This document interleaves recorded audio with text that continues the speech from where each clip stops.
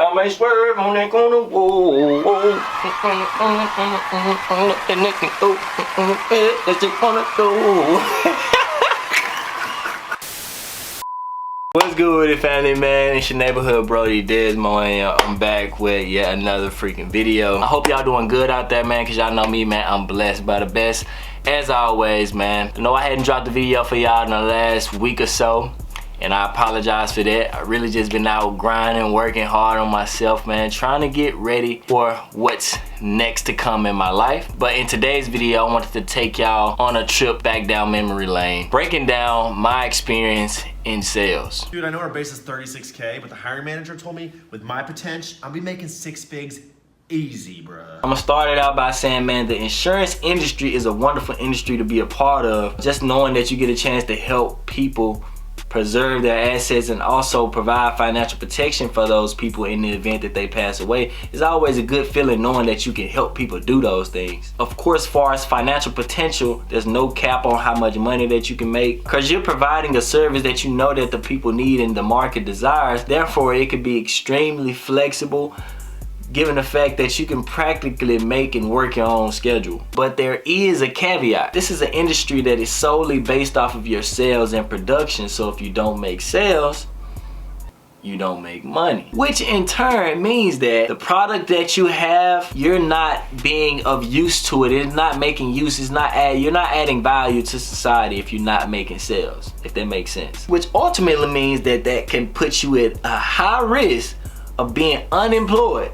And really quick too, I ain't gonna lie. Like I said before, man, I'm here to break down my brief stint here in this industry in hopes that I can provide some type of knowledge, some type of insight to those who may be interested in joining the industry, and also those who may be, you know, headed out the industry and may have experienced some of the same things, you know what I mean? Because I know we all go through it.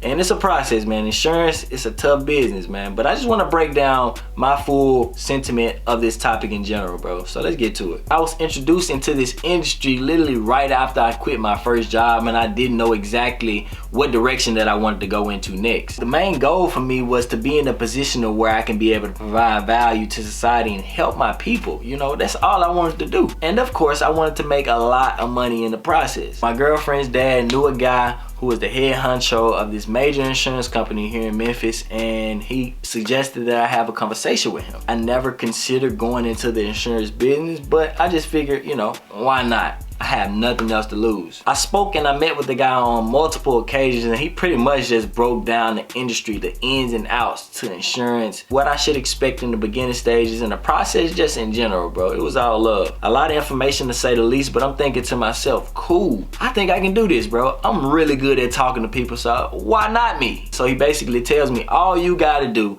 is pass your life and health exam and you'll be in the door. You'll be good to go. I said, bet, I'm finna pass this on the first go. Man, when I tell y'all it came time to take that first test, bro, I messed around and I failed both of them. Damn. I ain't gonna lie to y'all, dog. Like, bro, I cried that very first time I took and I failed them tests, man. I cried in the car. Like, for real.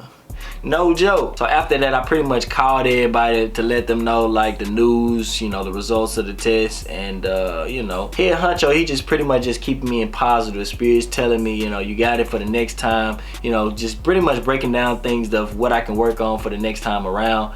And I just had to take it in, man. I just know it was a lot, man. I was having a lot going on, bro. I knew I wanted it, and you know, it just didn't work out for me the way that I planned it. So after that, I took it again, and I ended up failing both tests again. And I just thought to myself, like, bro, something gotta give, bro. I'm putting my all into this. I feel like I'm putting my all into it, and it's just not working out for me. How do I keep on failing both tests? I did a little better that second time around, but I still failed both tests. It's like, bro, come on, dude. Like, something gotta give. At that point, I'm a little bit discouraged because I'm like, dude, I'm putting my all into this. Why can't I seem to pass these tests at least by a little bit? I got a little bit better the second time around, but still, it was just like, dude, my study habits on point. Like, what's going on? But the thing was, I did not take no practice tests, which in hindsight, looking back at it, I would say that was very important. That was a very integral part of me passing those exams, was taking those practice tests. So boom, I get around to my third time taking the test and I'm extremely confident, bro. I'm ready to go.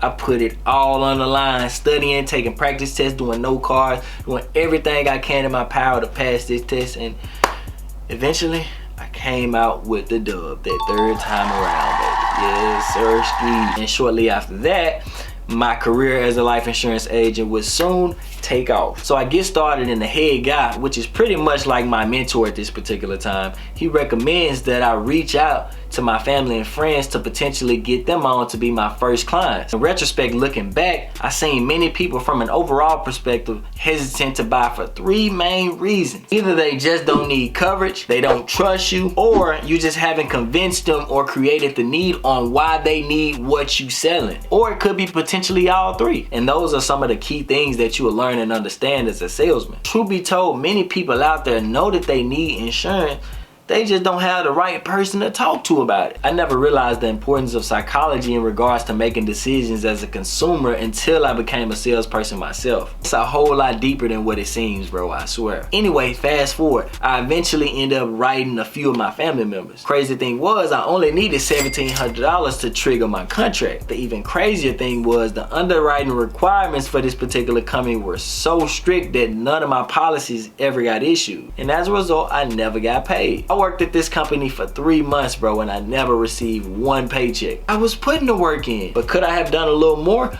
Of course. We always have room for improvement. Ultimately, I would end up leaving this company because I'm like, in my mind, like, bro, I can't keep on living like this. Y'all killing me with this. So boom, I eventually go to another company, which I don't really want to get into this video, but what I want to do is I want to invite you to watch this video down in the description below. I pretty much break down all the insight, everything. I pretty much break it down to the T, exactly what happened there, because it's a lot to unpack and I really just didn't even have the time to break it down. So I invite y'all to watch that video down in the description below, man. Bottom line is this: I think sales is an absolutely wonderful industry to be in, especially if you enjoy flexibility, working on your own time, creating your own schedule, no cap or ceiling on your earning potentials. You enjoy talking to people all the time, and you just enjoy the art of sales. But you have to get prepared for them times that sales dry up, because they will. 2 to 3 months go by and you still hadn't made no money. You gotta financially and mentally find a way to prepare yourself for that. Me personally, I wasn't in a position to go extended period of times without making any money. Hell, I was already broke. My advice to all my young people out there: the insurance business is for people who in it for the long game. It's not really for somebody who's in it for the quick, consistent cash flow. From my observation, older people who have made vast connections in their lives tend to do great, not only because of their connections, but because they have a well more established life than a younger person would. They probably have already paid off their car and their house, retired from other industries, their kids are grown and on their own. It's so many factors that could contribute to it. The most important piece of advice that I can give to a young person who piques an interest in this industry is to not quit your full-time job, bro. Part-time job, just do not quit your job to pursue this full-time, bro. It's always best to have consistent income when you're pursuing an industry like this, knowing that money is not guaranteed. A paycheck is not guaranteed, bro. So keep your job, please. So that's my story, my critique, my feedback, my experience in the life insurance industry. Feel free to comment down below your experiences. If you plan on joining the industry anytime soon or thinking about it, man, yeah, comment down below, bro. Like, I mean, I definitely like to know, because man, it's tough, bro. It's a tough gig, but if that's something that you're interested in, man, go for it. With that being said, my time here in this industry has officially come to an end. I learned a boatload of knowledge and I met a lot of great people along the way in my short stint as a life insurance agent. I'm so grateful and thankful for all the people who've supported me throughout the journey along the way.